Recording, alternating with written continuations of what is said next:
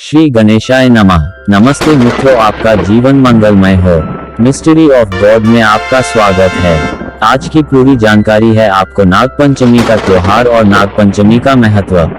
नागपंचमी हिंदू त्योहार एवं व्रत। नाम नागपंचमी व्रत। अनुयायी हिंदू, भारतीय प्रवासी।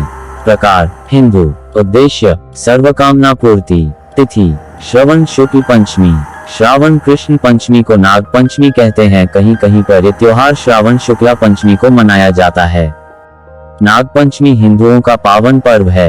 इस दिन महिलाएं नाग देवता की पूजा करती हैं और नाग देवता को भोग लगाती हैं। ज्योतिष के अनुसार पंचमी तिथि के स्वामी नाग है, अतः नाग पंचमी के दिन आटे में हल्दी मिलाकर नाग बनाएं और उस नाग का पूजन करना चाहिए। सुगंधित पुष्प तथा दूध सर्पों को प्रिय होता है, इसलिए यह वस्तुएं अर्पित करें और व्रत के दिन नाग पंचमी की कहानी सुननी चाहिए। नाग पंचमी को प्रसाद के रूप में भुने हुए जौ और भुने हुए चने वितरित किए जाते हैं। इस दिन नाग पंचमी की कहानी या नाग पंचमी व्रत कथा सुनने से व्रत का पूर्ण फल प्राप्त होता है। तो आइए जानते हैं नाग पंचमी की कथा। पूरी सत्य कथा। एक नगर में एक सेठ जी रहते थे। उनके 7 बेटे और 7 बहुएं थी। इन 7 बहुओं में से 6 बहुओं के तो पीहर थे, लेकिन 7वीं बहू के पीहर नहीं था। जब वह गर्भवती हुई तो उसे घेवर खाने की इच्छा हो रही थी। उसके पीहर नहीं था तो उसने एक घेवर चुराकर पानी भरने गई तब ले गई। वहां जाकर पेड़ के नीचे घेवर रख दिया और सोचा कि पानी भरकर आराम से घेवर खा लूंगी। पर लेने गई तो वहां घेवर नहीं मिला। उस पेड़ के पास एक बांबी थी, उसमें एक नागिन रहती थी। वह नागिन भी उस समय गर्भवती थी। घेवर को देखकर नागिन की इच्छा उसे खाने की हुई और उसने घेवर खा लिया। उस नागिनी ने सोचा कि यदि साहूकार की बहू मुझे गाली देगी तो मैं उसे डस लूंगी और यदि कुछ नहीं कहेगी तो इस बिना पीहर की को पीहर दिखा दूंगी। साहूकार के बेटे की बहू ने कहा कि शायद कोई मेरी जैसी ही होगी जिसने ये घेवर खा लिया। ऐसा सुनकर नागिन बहुत खुश हुई और उसने अपने बेटों से कहा कि तुम इंसान का रूप बनाकर जाओ और साहूकार के बेटे की बहू को लेकर आओ।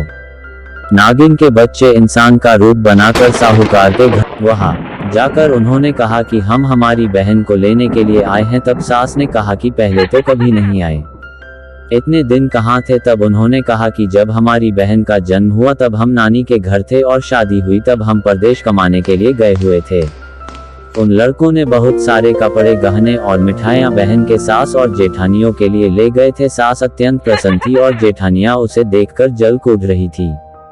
सास ने बहू को उनके साथ में भेज दिया। बॉम्बी के पास जाकर उन्होंने कहा, बहन हम नाग हैं। उस दिन जब तुमने पेड़ के नीचे घेवर रखा था तब तुम्हारा घेवर हमारी माँ ने ही खाया था। उन्होंने तुम्हें अपनी बेटी माना है, इस नाते से तुम हमारी बहन हुई। बहन अब तुम हमारी पूंछ को पकड़ लो और डरना मत। उनके कहने पर वह पूंछ पकड़कर बॉम्बी में चली गई। वहां पर उन्होंने उसे बहुत लाड प्यार और सुख से रखा। वहीं पर उसने एक लड़के को जन्म दिया। जब उसका लड़का थोड़ा बड़ा हुआ तब की बात है, पड़ोसन ने साहूकार के बेटे की बहू को सिखा दिया, अगर तू तेरी माँ की इतनी ही लाडली है तो तू तेरी माँ से कहना कि आज तो नागों को दूध में ही पिलाऊंगी। पड़ोसन का ताना उसे सहन नहीं हुआ। वह माँ से जिद करके नागों का दूध ठंडा करने लगी। अभी तक दूध ठंडा नहीं हुआ था, उससे पहले ही उसके बेटे ने घंटी बजा दी। घंटी की आवाज सुनकर छोटे बड़े सारे नाग दूध पीने के लिए दौड़ पड़े। जब उन्होंने दूध में मुंह लगाया तो बहुतों का मुंह जल गया।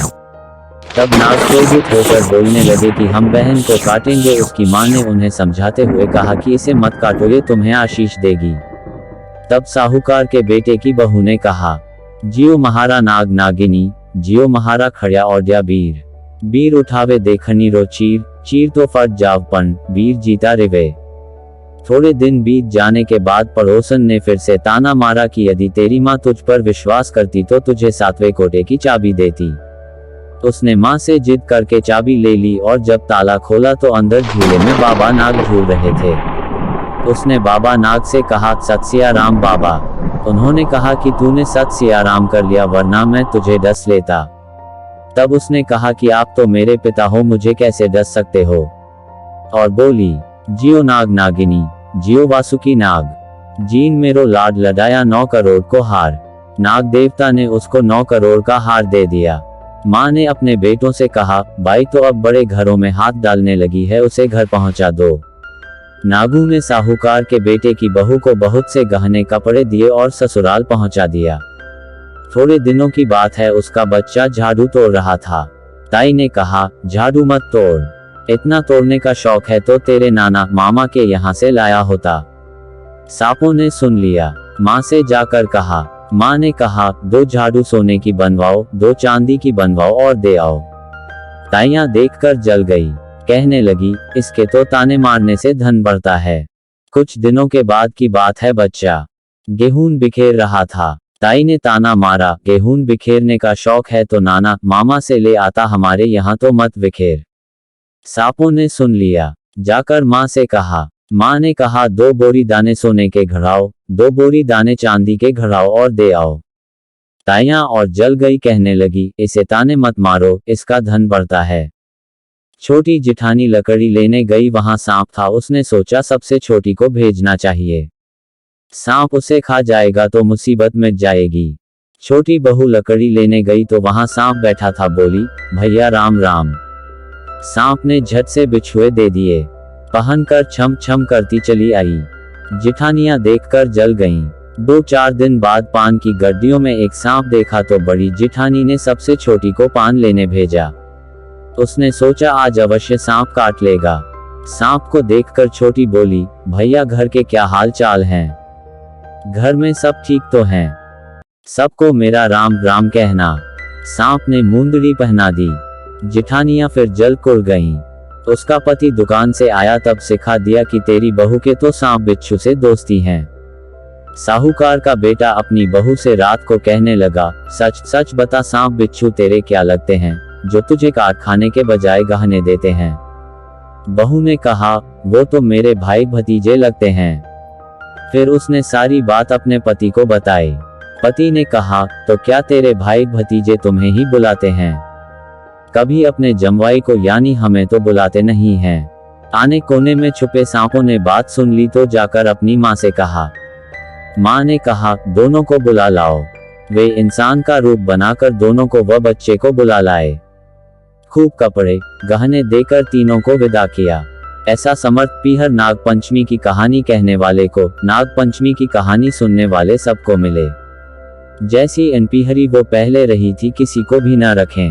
ये थी नाग पंचमी की कहानी। हम आशा करते हैं कि आपको नाग पंचमी की कहानी, नाग पंचमी व्रत कथा पसंद आई होगी। हमारा YouTube वीडियो देखने के लिए आपका बहुत बहुत शुक्रिया, धन्यवाद।